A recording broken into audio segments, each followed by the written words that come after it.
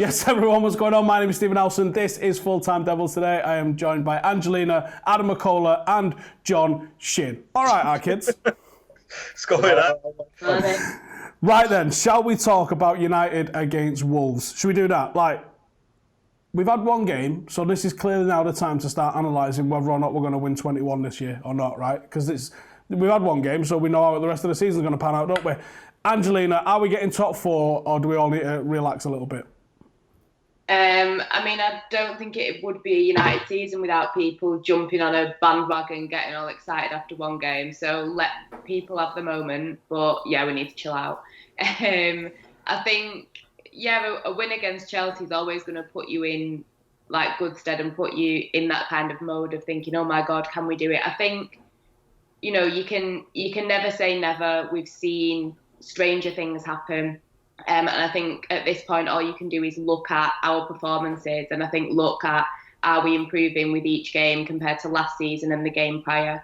So I think we've just got to focus on that. It'd be lovely to sit here and be like, oh my God, we're going to get top four. I'm not sold on that. But I think anything could potentially happen. You've just got to take it game by game. John, Wolves represent a pretty stern test for us. They obviously have been a bit of a bogey team for us of late. Would getting a win at Molineux reinforce that sort of euphoric feeling everybody's got, or do you still think it's far too early days for us to be getting carried away? Of course it's far too early. It's only the second game of the season. Ole Gunnar Solskjaer still has a lot of work cut out for him in terms of really convincing the fans and convincing the entire world, whoever's watching the Premier League, that Manchester United are really trying to fight for something or anything. But Wolves definitely is a really, really big test. They aren't the easiest of sides. They're very tricky, and they're a very solid team. And getting a result against a team like Wolves, especially after a result like that off of Chelsea, because sometimes you have these weird bounces where I don't even know if it's. I have no idea if it has to do with complacency or if it has to do with a weird level of getting a solid result against a good team, but it gets difficult bouncing off of a good result like a 4-0 against say Chelsea. So it's a bit weird, but just the fact that I'm sitting here trying to ride off of a weird, some sort of unpredictable outcome already tells you that it's early on in the season, way too early to be making any sort of judgment calls. But what we can take is the fact that we had a great result against Chelsea, and we just need to take the positives and just keep our head down and just go straight forward. Adam, does Wolves playing in the Europa play into the feeling around this game at all, or do you think, look, they're still a great team that we have to overcome, and what would beating Wolves represent for us if we manage to do that on Monday? I love the way, though, I got to say, you asked Angelina and John about, obviously getting excited about the league. Yeah, because I've done a video with you this week where you said we're going to go undefeated. No, I'm not asking. I'm not on about your question. I'm going to answer your question. I'm just on about United fans. When we get asked about us potentially winning the league, even though we know there's a 1% chance of us winning the league this season, we all hate saying it. So we'll all say, oh, we got to take it one game at a time.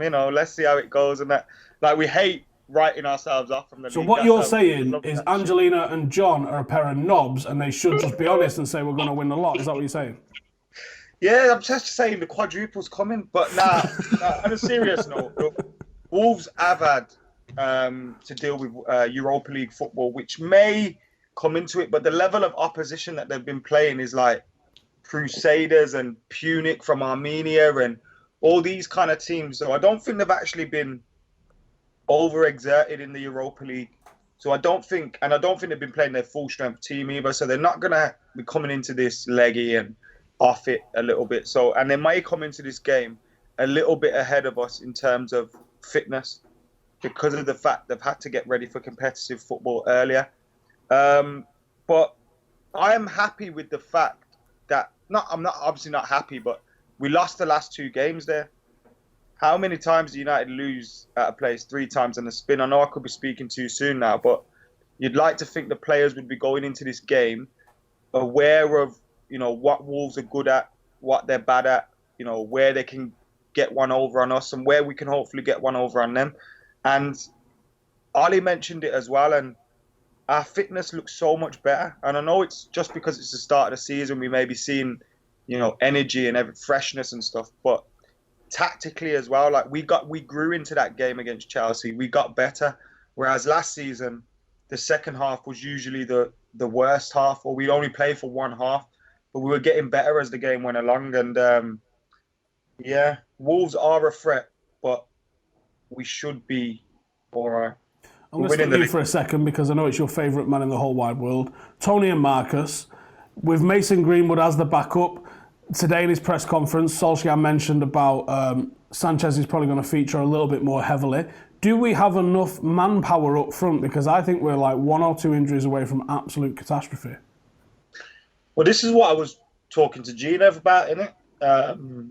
About the fact that we're lacking. Like, when I mentioned, we've lost Herrera, we've lost Lukaku, and we haven't replaced them, I was kind of pointing at the not that, we should have kept Lukaku, or necessarily we should have kept Herrera.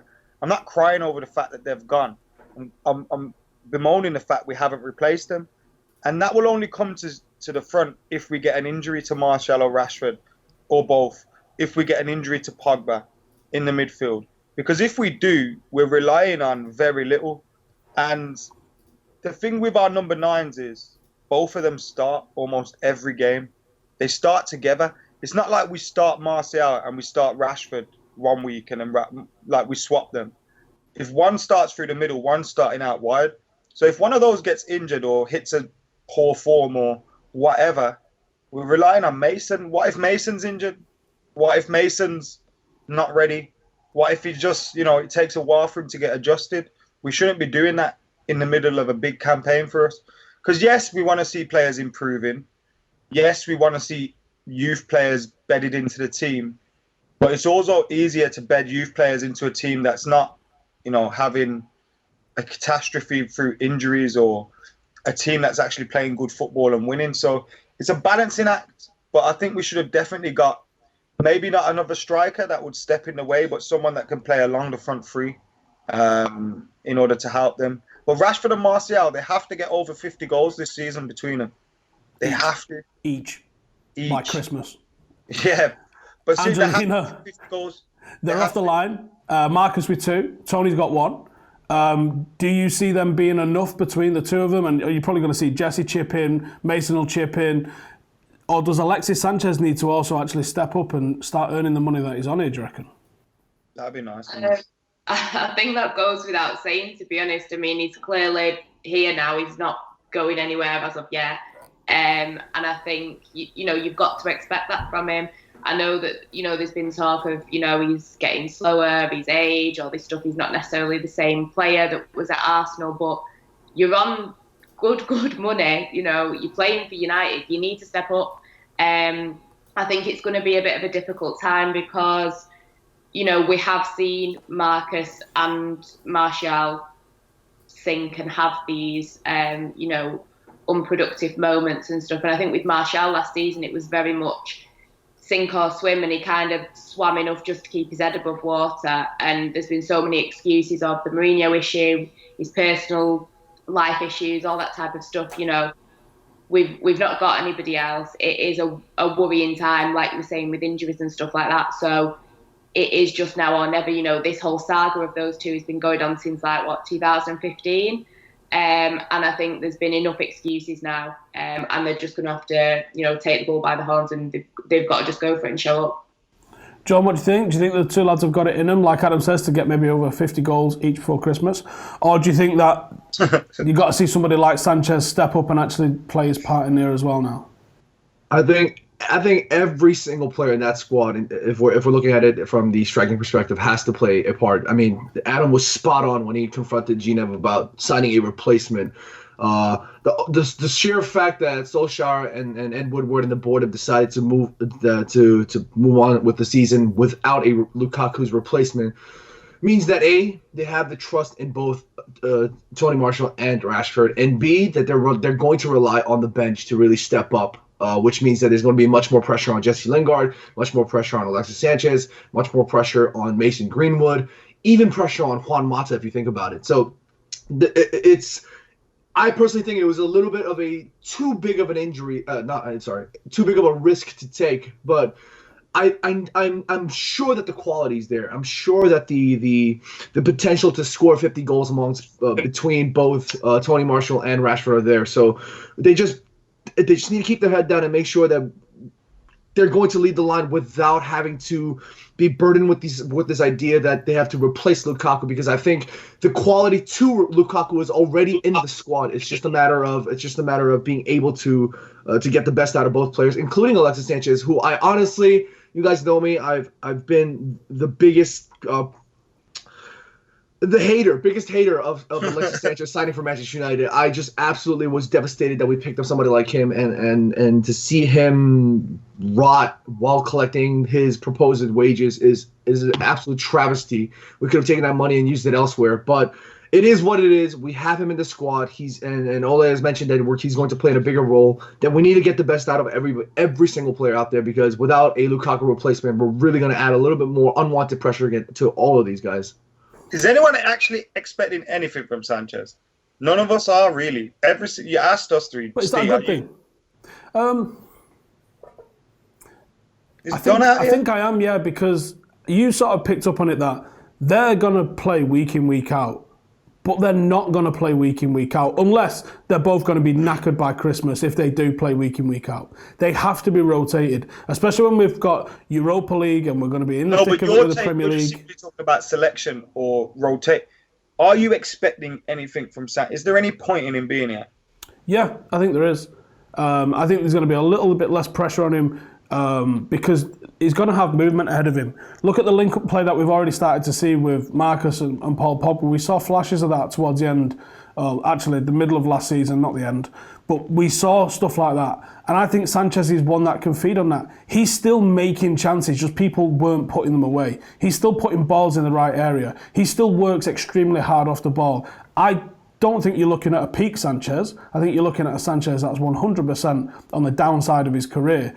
But the height of his career, he was so good that even on the slide, he's still an elite player and still should be considered one of the best outfield players in Manchester United. He has to prove that he is that, though. Because right now, you three have just written him off. The thousands of people that are going to watch this video, you're probably going to struggle hard to find people who go, I'd start him, actually. And when we come to the starting 11s in a second, I guarantee none of you are starting him. I'd put everything that I've got on none of you starting him. And I guarantee you guys at home are thinking the exact same thing, that I would go nowhere near him in this. And I guarantee a lot of people looking at this, if you say, I think he can do a job in the 10, I think he can do a job as a second striker, would go, I'd rather see Angel Gomez after the pre-season that he had. So I think he's got a lot that he needs to turn around in terms of the perception of him in the public eye. I do think that there's going to be something in Sanchez, because this is a hard-working team, because this is a team that's going to press from the front, because there's now movement ahead of him where there previously wasn't with Lukaku, except for when he comes alive inside the box. I think you're going to see a little bit of a lift on Sanchez. I don't think you're going to see what we saw at Arsenal, but I think you're going to see better than we saw last season. Shall we do the 11s? That's cool. John, give us your starting 11 then. My starting 11 with David De Gea and net. The back four is going to be the same from last week. I have Shaw and Bissaka on the left back, right back roles respectively. Maguire and Lindelof in the central defensive role. I have Pogba and McTominay in the midfield. My only switch is I'm going Pereira on the right, and I'm going to go Juan Mata in the 10. I have Rashford up on the left with Martial up top. Reason for that? I don't know. I just feel like we need a little bit more class and a little bit more silkiness, purity to try to dismantle a team like Wolves. I think like they have a little bit more stability. I felt like in the past two times we've not been able to come up with a result against Wolves. They were so structured in terms of their defensive compactness and in terms of their transition. The way they were able to transition from that defensive end to the offensive end was so. It was textbook at times against Manchester United, and I hate to say that because it was against the side that we definitely had an opportunity to get a result off of, and yet we couldn't. It almost felt like we were watching a FIFA game in many ways, where Wolves were just really transitioning so well, and I felt like we really need somebody like Juan Mata who can at the slightest of a turn of his head, he can really just one pass over the top, players running through the channels. I think he'll be able to make things tick in that front end, especially with Martial and Rashford firing. Angelina, do you want to give us your 11, please? So for me, I think the only change that I would make to last week's team would be getting rid of Lingard and putting Mata in. For me personally, against Chelsea, Lingard was a little bit too quiet. I don't think he made enough impact. So for me, kind of similar reasons with Mata as to why I would pick him. I just think his age, his experience, and the qualities that he has, I think would just be better suited against Wolves. Okie dokie. Adam, do you want to give us your 11, please, son? Yeah, so my team just got one change from the team that played against Chelsea. De Gea in goal, Lindelof, Maguire, centre-half, Wan-Bissaka, Shaw, McTominay, Fred, Pogba, Lingard, Rashford, Martial. I've gone for a bit more in midfield with Fred. I know Pereira played well, good assist for the goal, but I've taken him out for Fred in terms of getting a little bit more in midfield against what's a good Wolves side. What was your forward three again then? Lingard, Rashford, Martial. It's like a 4-2-3-1 with Lingard and Martial, Rashford, Pogba just behind him. You want to see Lingard out on the wing? Well, plays wide, innit? Rotate. Could put Mata there, but I don't think Mata's good enough there. On the two 11s, the first two 11s that we got from Angelina and John, I am curious as to why you went with Mata over Lingard. In my head, this was going to be a fixture where Wolves are going to dominate the ball, which means that you're going to have hard work off the ball because we're going to have probably about a third of the ball, I reckon. Saying that though, they did have only 30% possession against Leicester, which really surprised me. And I don't know if that was done deliberately to try and give Leicester the ball, similar to what we did with Chelsea, where you allow them the ball in certain areas.